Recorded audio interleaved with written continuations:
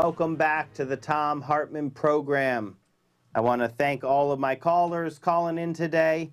And I want this next segment, I really think you are all going to want to hear this and listen.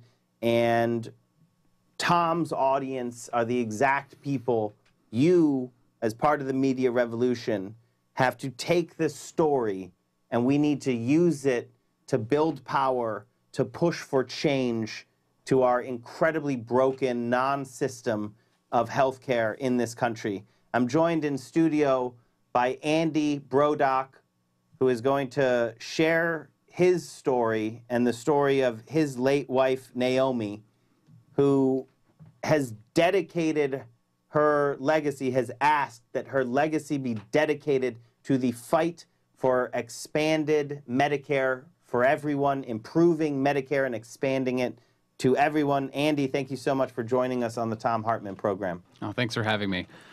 I want to get started, just kind of tell our story. We met in college, freshman year of college. We were college sweethearts. We fell in love. It was cute. It was awful. And since we were in the Midwest, we got married right away and then had kids right after that. So we were 25, had 2 kids, and we were doing everything right. We were working, trying to get through best we could. And Naomi started to get sick. What I mean is she would come home from work and go to bed, which was a problem because we had 2 kids and I had a job too. So I was trying to do my job and take care of the kids at home, and then she would come home and go to bed. It just wasn't working, and she was in a lot of pain and we couldn't figure it out. And then one day she came to me in tears and said that there was a lot of blood in her stool. So that's serious. That's a serious thing. So we scheduled an appointment with a doctor, and he ran some tests. Really wasn't sure what was going on. Then I got a call on Monday. This happened on a Friday. I got a call on a Monday from the doctor and said, "You're your wife's emergency contact. We can't get a hold of her. Where is she?" And I'm like, "Well, she's at work." And they're like, "She shouldn't be at work. She should be in the emergency room. We don't even know how she's conscious right now. Her hemoglobin levels are so low." I was like, "Well, I'll get her home." She's like, "She can't drive. You don't let her drive here because she'll get in an accident." So we took her to the hospital. They did test after test. They were assuming it was some type of stomach ulcer. And then that Thursday, it was Valentine's Day, they did a colonoscopy. We met with Dr. Gupta afterwards. He sat us down and he's like, "Hey, I am glad we did the test, but I'm very sad about what we found." And told us that there was a large tumor just inside her rectum. And he's like, "I'm sure this is cancer. There's no way this isn't cancer." And I've never in the moment, all I wanted to do was just cry, right? When you're handed that, that's what you want to do. And he said, "No, no, no, no, no, don't cry, don't cry." And I feel like I was kind of robbed of that moment, but whatever. It started a very difficult process. Chemo is awful. Radiation is awful. The scans are awful. The amount of doctors and time that it takes to just fight cancer is insane. No one would take chemo if the cancer didn't kill you. Chemo is just slightly less worse than cancer. We go through that whole process. We end up moving to Maryland from Michigan to be closer to family, to be near better doctors. And at that time, we were winning. We were working with Dr. Marshall at Georgetown University Hospital. He's a great doctor. And we were beating the cancer. There was very little chance of local reoccurrence. It had spread to her lungs. It was stage 4 diagnosis. And we were convinced that we had 10 years until she got a second cancer. No idea why. It's completely unrelated to the first cancer. This one was squamous cell carcinoma in her tongue. She had to have half her tongue removed last January. And after that, they did 6 months, or did radiation, and it takes about 6 months to recover from that. So we expected her recovery to be sometime in November, but she didn't actually make it to that point. The chemo drugs weren't working. She wouldn't take the platinum-based chemo drugs from before because they were so difficult that she knew at this point in her life that it wouldn't be something that she would be able to do. We tried a new immunotherapy drug called Opdivo that had some success with her type of cancer, but it didn't fix this. So she went on hospice in late October, and then she passed away on November 4th.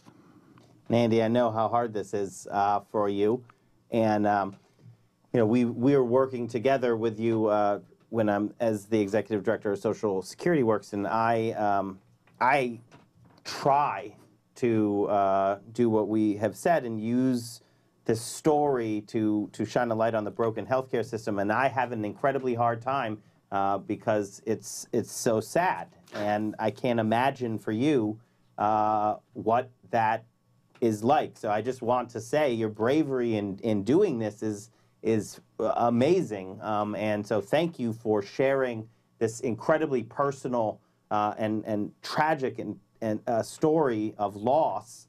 Can you?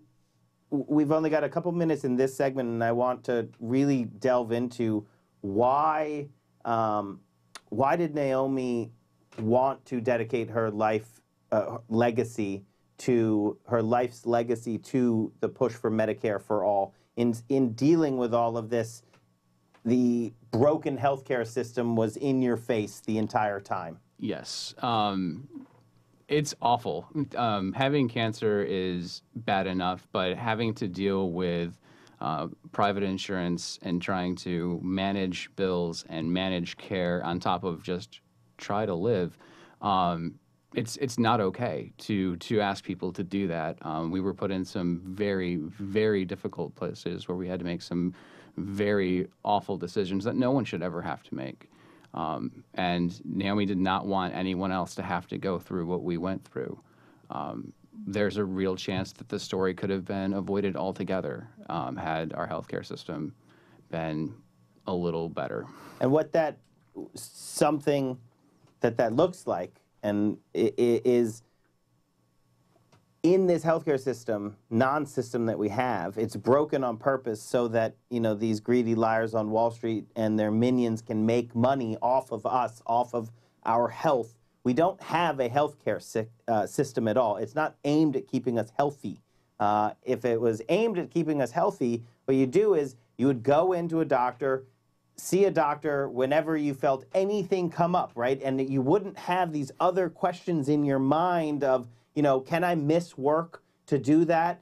Can I lose the wages that might be necessary? How much is it going to cost me? You know, I have my children and my family that I have to care for. How am I going to do all of that with these incredibly costly, you know, with these incredibly high expenses that our healthcare system has, our non-healthcare system?